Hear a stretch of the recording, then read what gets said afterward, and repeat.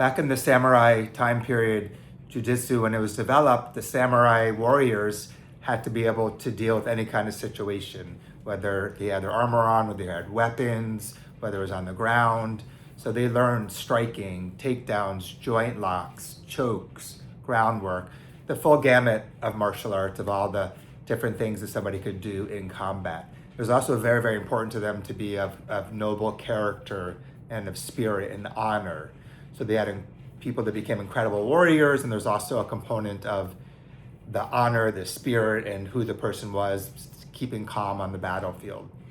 And then as times changed in Japan, and there wasn't war in the same way on the battlefield necessarily, when Judo became introduced, there was this understanding of how do we take the benefits of the martial arts and bring them to the common person through education, through character development, and take these incredible principles of martial arts, of movement and mindset and breathing, and bring them in to the common person in everyday life.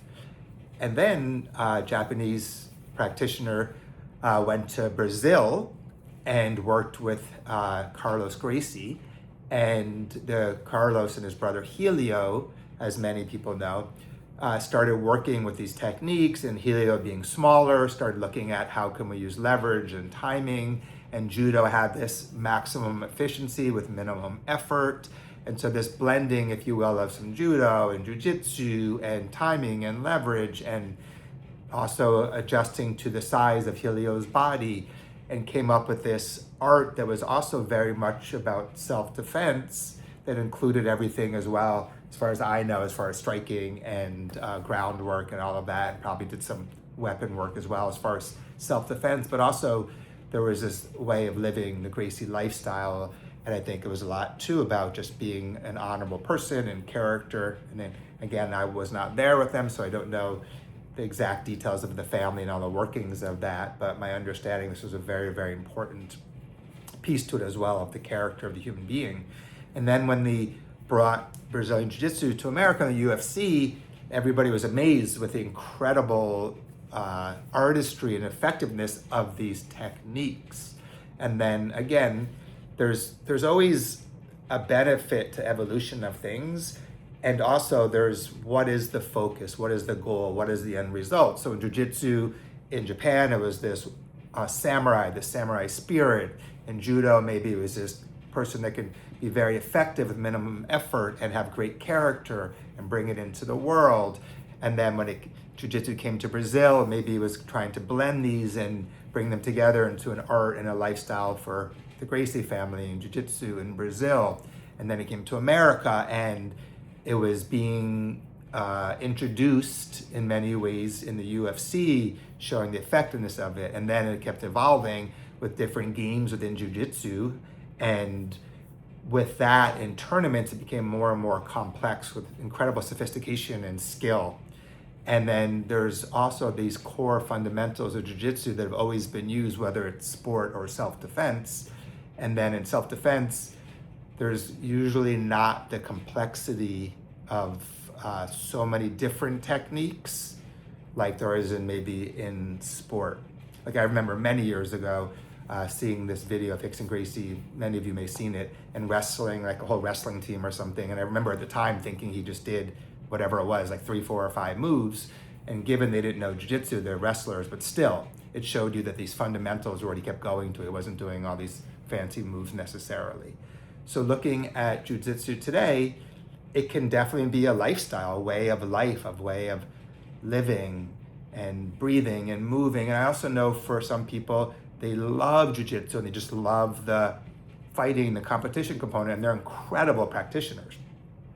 Jiu-Jitsu for life is a little different because it's looking at these qualities of how do we use being a person of character, minimum effort for maximum efficiency, and working in more in our society with people as opposed to battling and daily stress and all that. And so this is where, to me, for me personally in Life Keto, Brazilian Jiu-Jitsu, when we started infusing Systema into it, and Systema from day one is working on these principles of a powerful, fluid, sensitive, adaptive body, using your breathing, and a quality of your mind that's not based on competition, but more on survival and self-defense, and even, I don't know, beyond that, but part of that is never trying to hurt someone's body, mind, or spirit. So if the moves, say Jiu-Jitsu or Systema moves, were necessary for self-defense, at the highest level, you're still trying to be aware of, this is a human being and I need to make the situation safe, and hopefully not doing more that's necessary as far as the physical component. And then again, at the highest level, which is very, very difficult, to be in a state of calmness and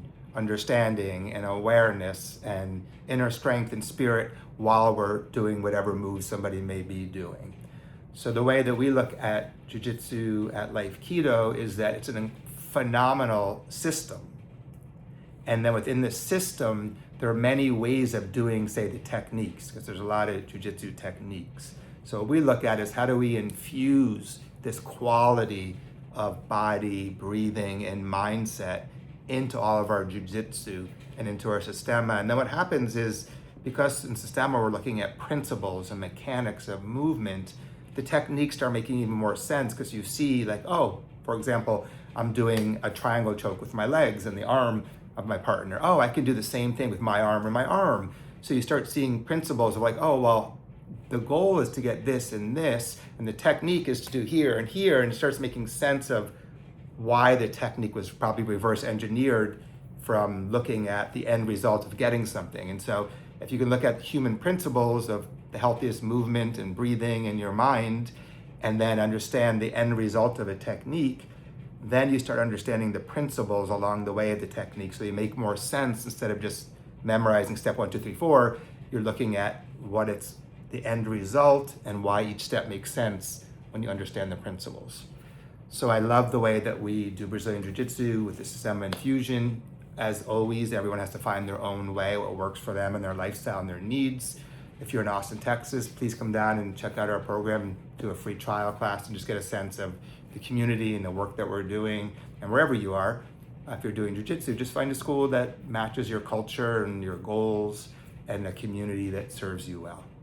Thanks so much. See you on the next video.